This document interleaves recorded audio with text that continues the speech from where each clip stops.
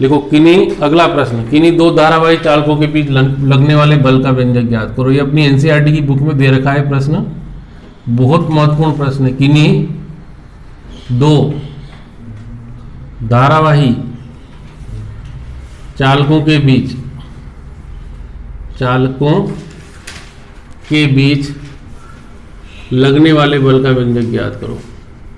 लगने वाले बल का व्यंजक ज्ञात करो, व्यंजक ज्ञात करो। फिर इसी में आगे लिखना है, यह बल कब आकर्षण प्रकृति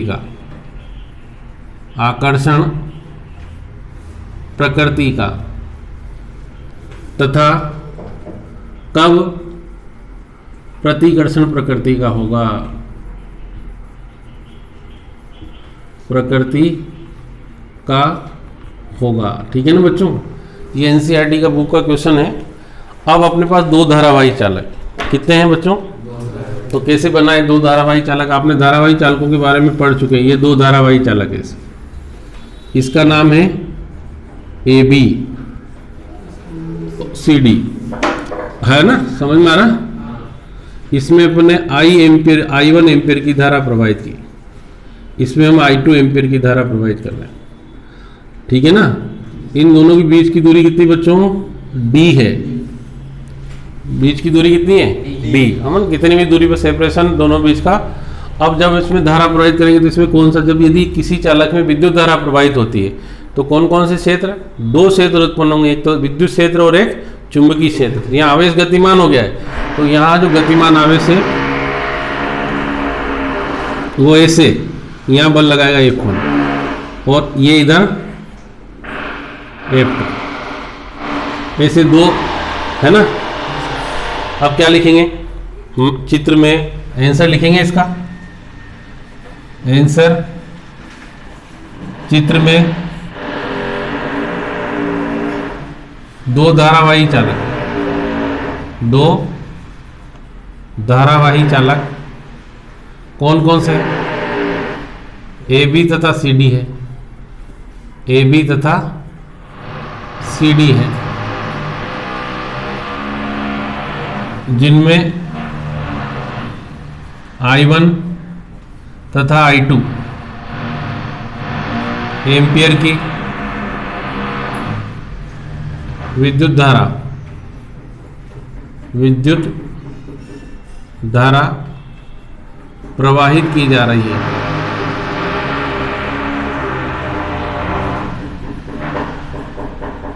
नहीं, है ना।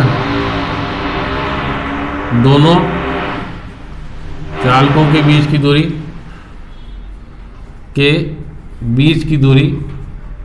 कितनी है? D है, ठीक है ना। दोनों चालकों के बीच की दूरी। अब इधर देखना नीचे, है ना, थोड़ी देर समझ लो फिर लिखना। जब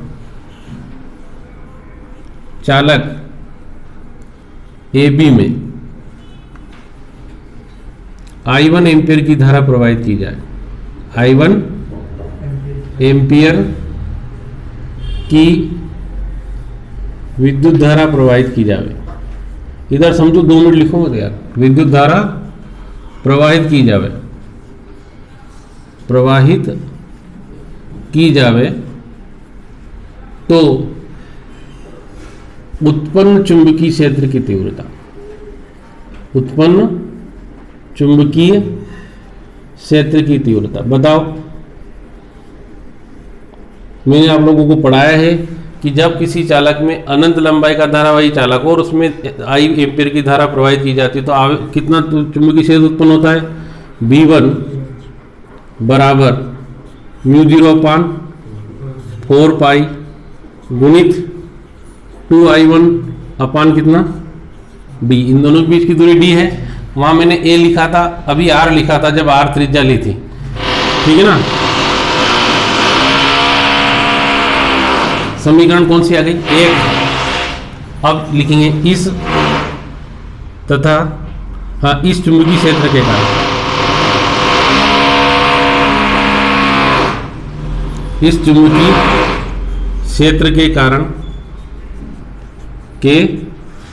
कारण CD चालक पर लगने वाला बल, मैंने आप लोगों को लॉरेंज बल पढ़ाया ना, लगने वाला बल, लॉरेंज बल का सूत्र होता है F बराबर Q V B और साइन थीटा।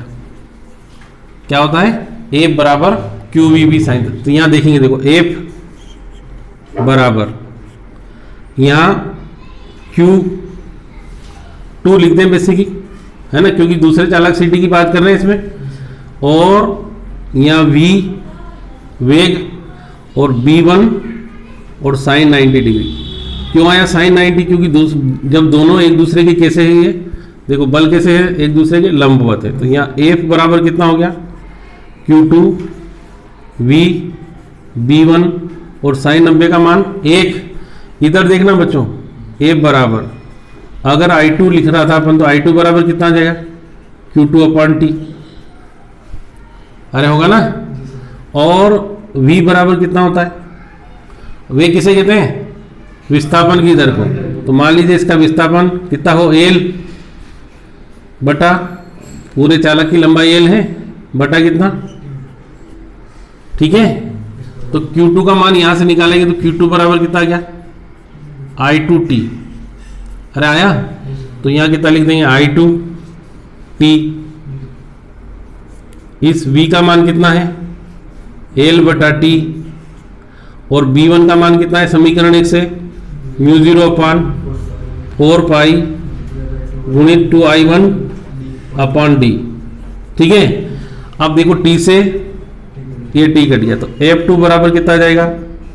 μ0/4 पाई, ये तो कांस्टेंट है इसलिए पहले लिख दें, गुणित कितना आ गया? 2I1, फिर I2, ये I1 है और ये I2 है ना। 2I1 तो 2 तो पहले ले लिया, बटा कितना?